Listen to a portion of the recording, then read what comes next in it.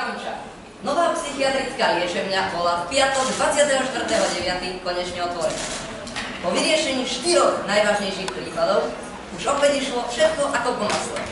Žiaci si znova obľúbili svoju školu, učitelia sa mali dobre, školník ako vždy poctivo všetko opravoval. Jedného dňa však všetko prestalo byť ako po masle. Maslo sa totiž minuje. No a keď sa minie maslo, problém musí byť v jedálni.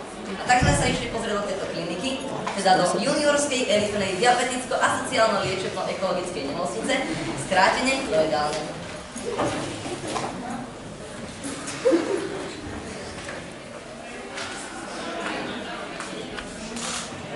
Za svoj život som sa stretol už s naozaj zvláštnym. Zažil som veci, aké mnohí iní nezažili.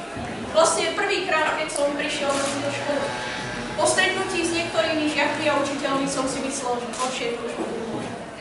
Mýlil som sa. Objavili sa v mojej kariére až 3 najvážnejšie prípady. Také, čo som za svoj 136-ročný život ešte nikdy neriešil. Veď pozrite sa.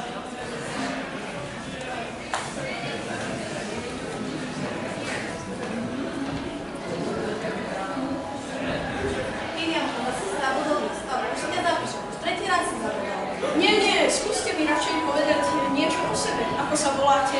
Niečo o svojich záujmoch? Volám sa Giska Barková a pochádzam zo Šamorína. Robím kuchárku a upratovačku. A povedz, čo ešte chceš na ten kolegu? Nie, ale skúste mi povedať niečo o svojich záľubách, snoch. No, viete, že sa mi páčili bicykle a keď som na ňom videla prvýkrát Ježka, mohla sa na svoj poklad. Ale nikdy som sa nevyšľala. No, ste rozhodne zaujímavý človek, ale zdá sa mi, že predo mnou niečo tajné. Určite sa ešte uvidí. Ďalší! Volám sa Irena Koltová, som kuchár. Aha, a čo robíte vo svojej práci? Sekám cibuľu, rozbíram vajcia a policujem mäso. Aha, a venujete sa niečomu vo svojom voľnom čase? Kým si moje kolegy nevybrali, ktorú panovicu pomniť. Ja už mám vysmažených 50 palácov. Som kuchárka dňom v noci. Nepoznám slovo, počúvam. Dobre, teda vráti sa do čakárne a čakajte na ďalšie. Ty mi budeš rozkazovať. No veď uvidím. Chceš vidieť môj stádo panvic? Ďalší!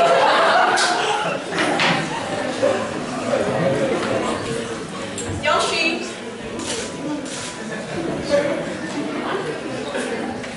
Dobrý deň, ako sa volá? Čo nám poviem, som Rozália Ošorová a vlastne dneska neviem.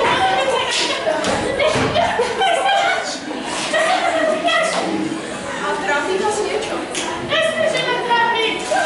Myslíte na polievka, rozťaže pitie, natázka, podružské, detská, hlavne profesori viajú. Na to už nemôžu. No samozrejme, ale venujete sa niečomu aj vo svojom voľnom čase? No, spievam opere. Tak to sme dvoje. Dobre, Ty ste zjedli polievku? Ja si to pamätám, že si nezjedol polievku, keď po každej polievke mi žili, mrkvička, jablčko a...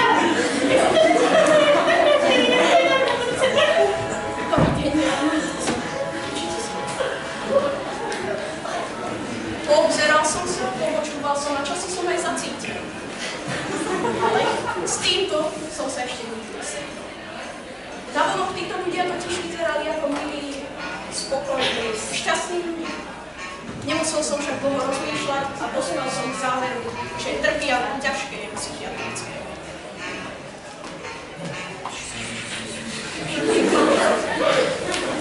Mal by som jeden nápad. Dobrý nápad, tak sa dýš bezpinkovanú srdce vareň. Presne.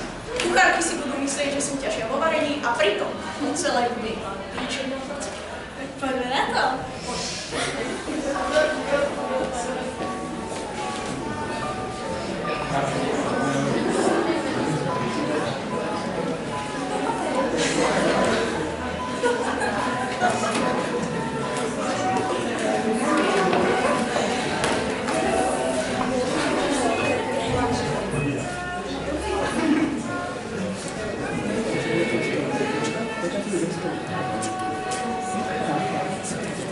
takže máme hrať nejakú súťaž vo varení. Určite si nechám ujsť príležitosť ohodnotiť vaše recepty.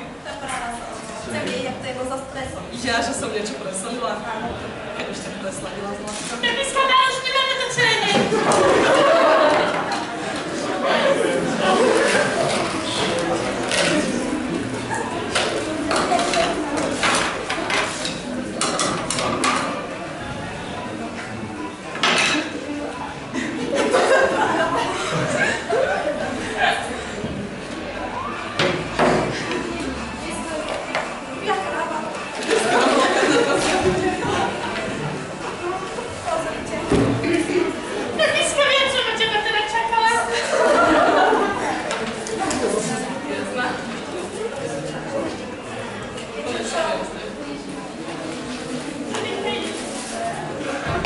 Ja ti ukážem, ako sa varí.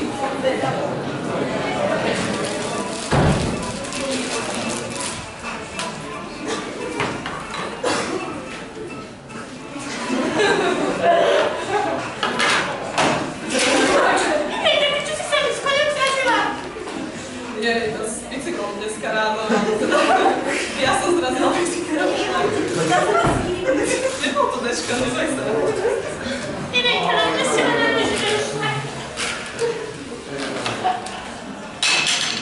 No dajte mi niečo. Chcem No, vedieť. ale bez nuly moja. Ale si budem okresliť. Čo si to myslíte?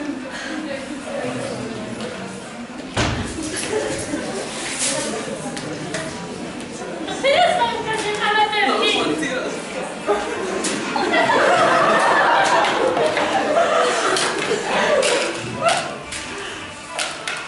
To je.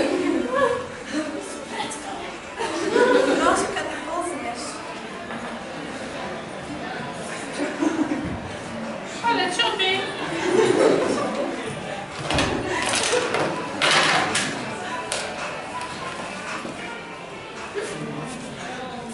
No dneska ty dávaj pozor, jak nám hodnotíš.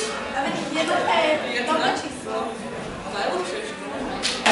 Ty máte zakomplexované, pelete do keľu. A som ich zazmývali do priedaku. To vy si aj zásoby nerobíte. Ty sa budeš piť nad mojim jedlom?